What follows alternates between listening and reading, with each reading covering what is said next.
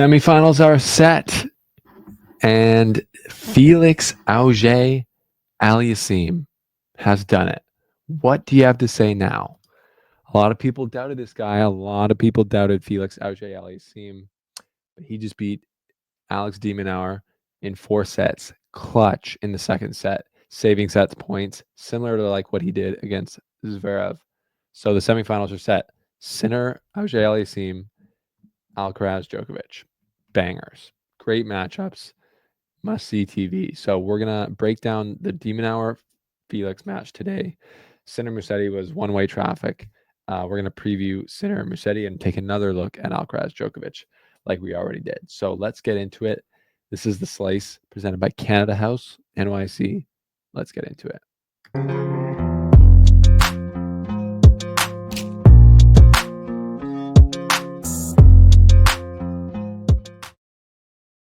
Well, there you have it.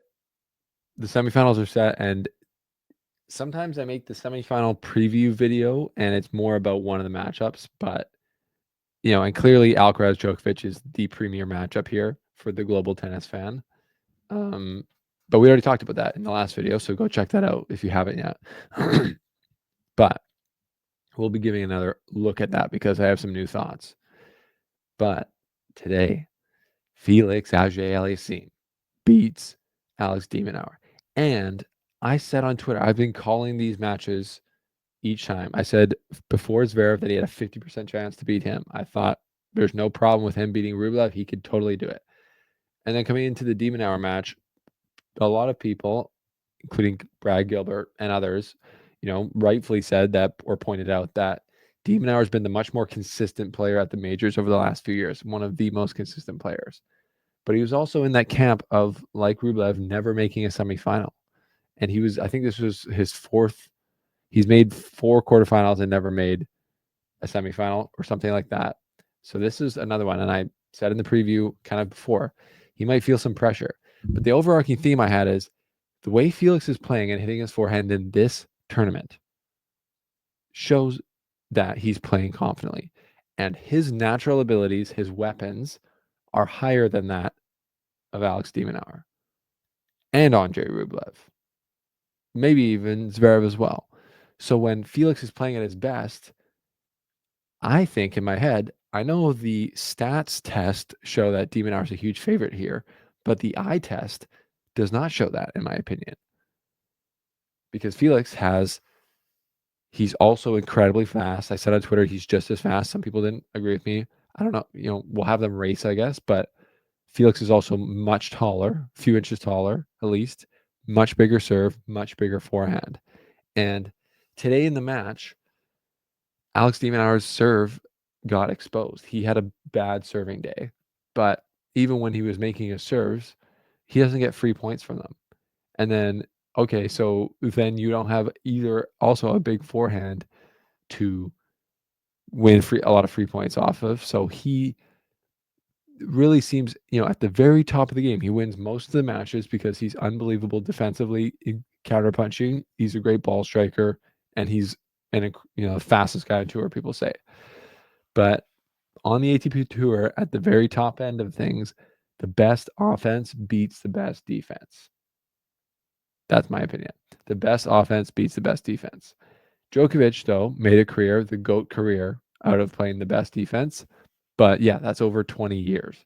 At Federer or Nadal's best offense, I always saw it beat Djokovic's best defense. That might be controversial. Let me know what you thought and think at the bottom. But so when it comes to Felix and de Minaur, my thought was the racket's on Felix's hand.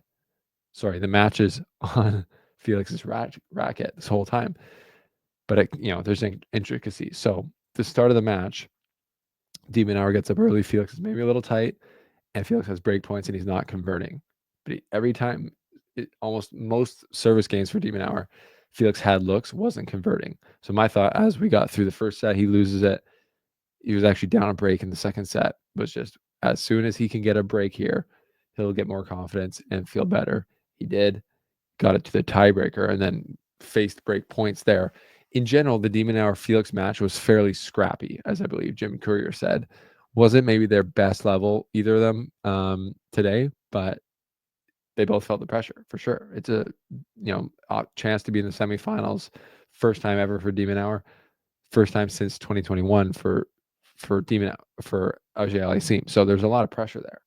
Neither of them played great, but really what hurt de Minaur was he served incredibly poorly. I think the stats show that, and just from the eye test, I saw it.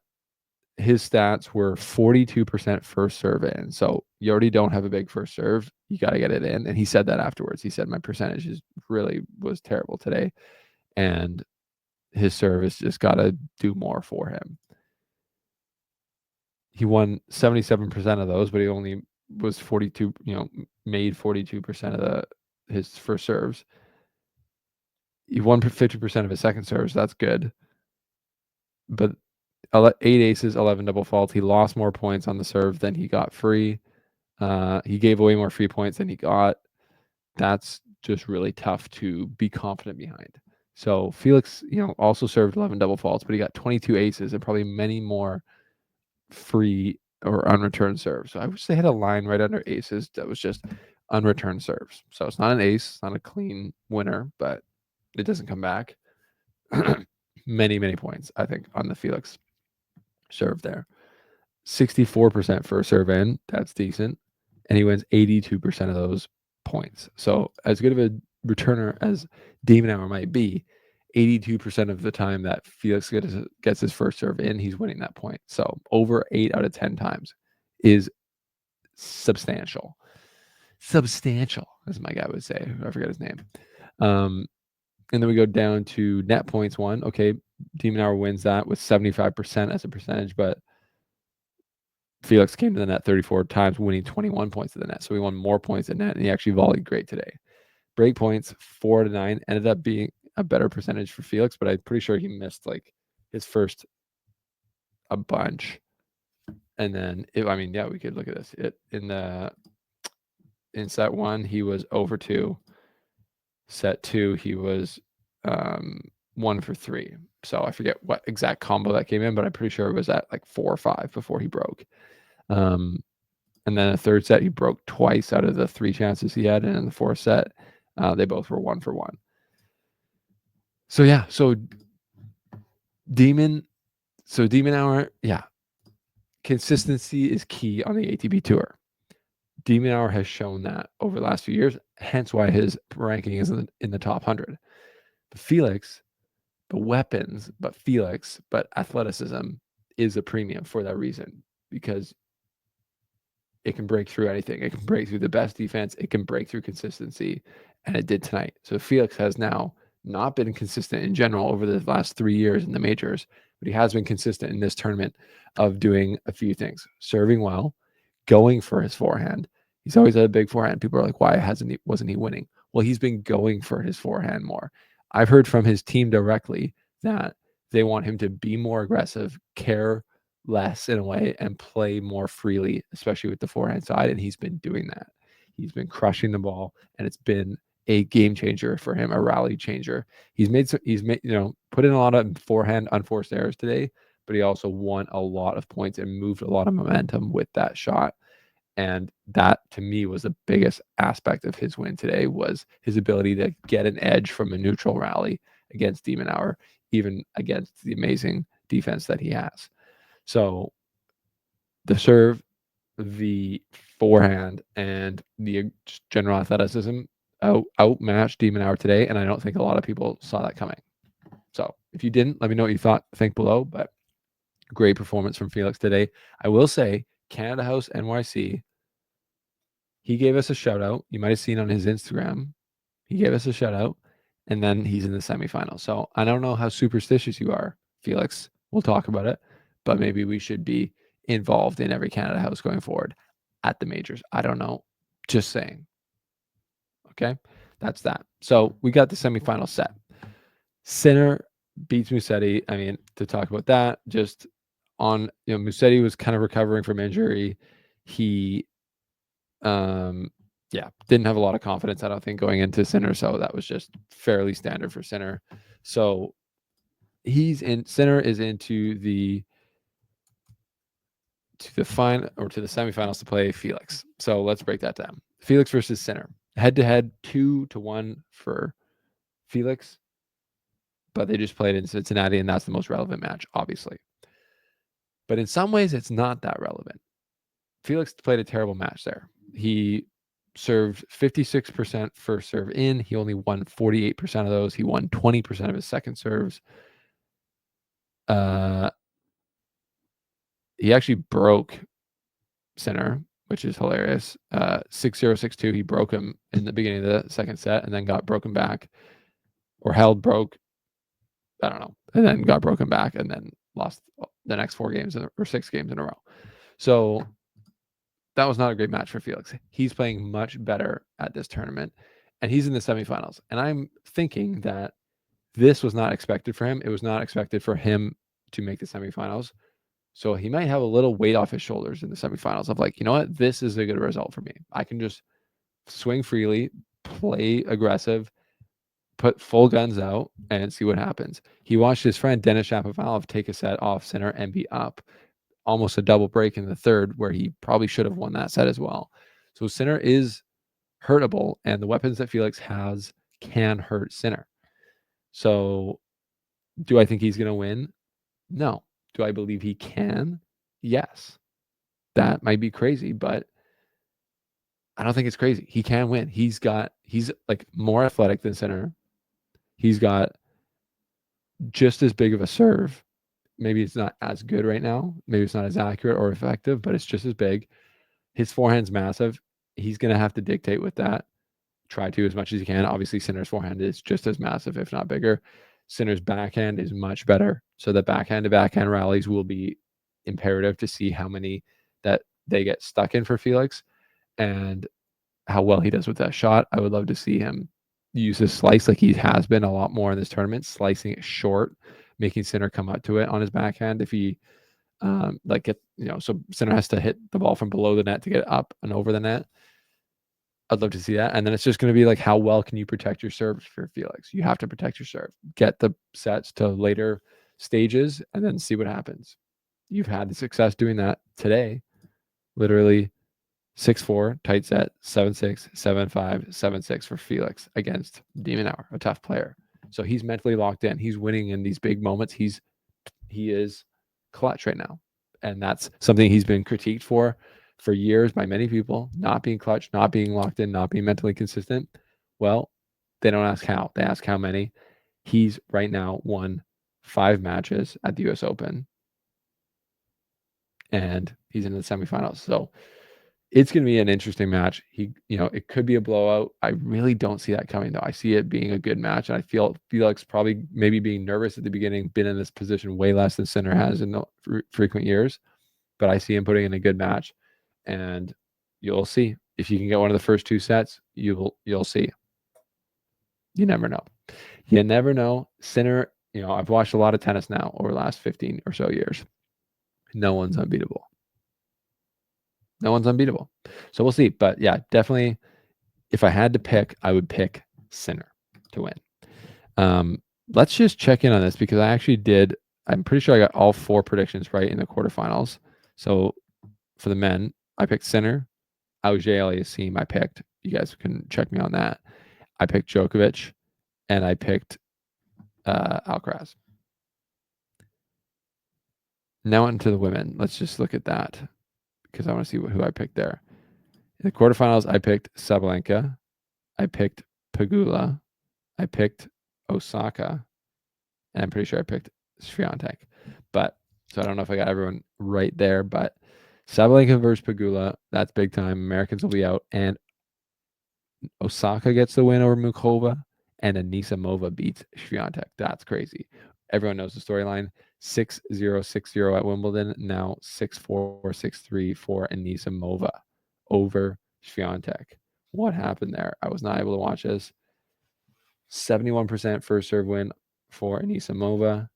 52% on the second serve. Look at how she attacked the Swiatek second serve. Swiatek only winning 33% of those.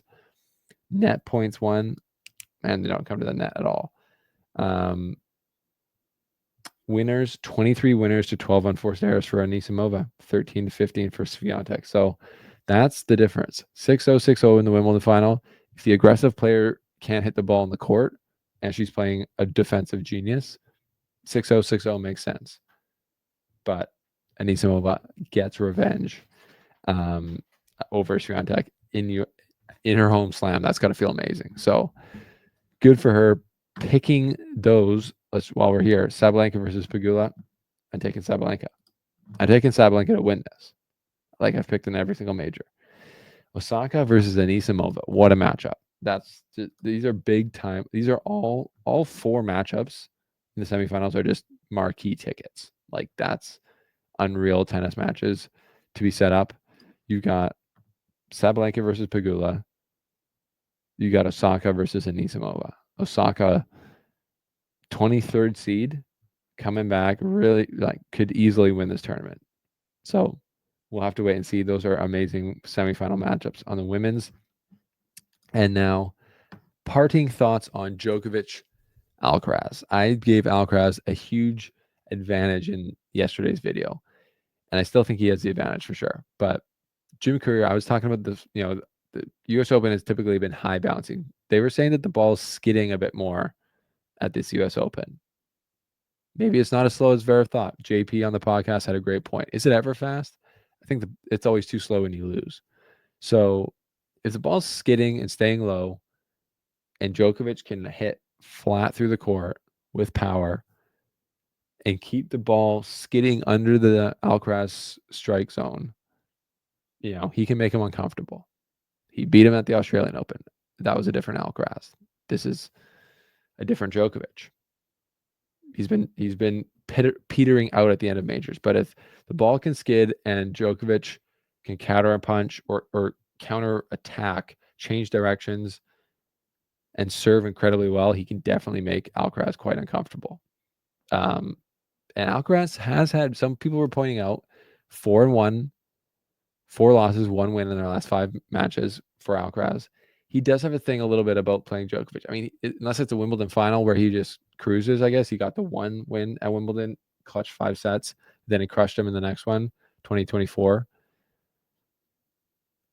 Those losses at Cincinnati in the Olympics affected Alcaraz when Djokovic beat him there. So those are 3-set matches.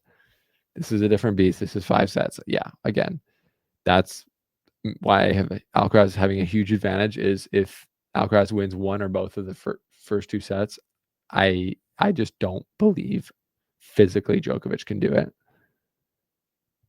But I've been proven wrong by him so many times. But again, just a little thought on the courts being slipperier than I might have thought. That I think gives Djokovic some more chance at making Alcaraz uncomfortable to the point where he can win a set, win another set. You never know. If Alcaraz gets in his head, level can drop to where on that scale, Djokovic can beat him. But if Alcaraz comes out and plays A+, confident, big time ball bashing tennis, I really think it's pretty much a home run for Alcaraz. So that's my thoughts. Those are my thoughts. Leave yours down below. Felix versus Sinner. Alcaraz versus Djokovic. Pegula versus Sabalenka.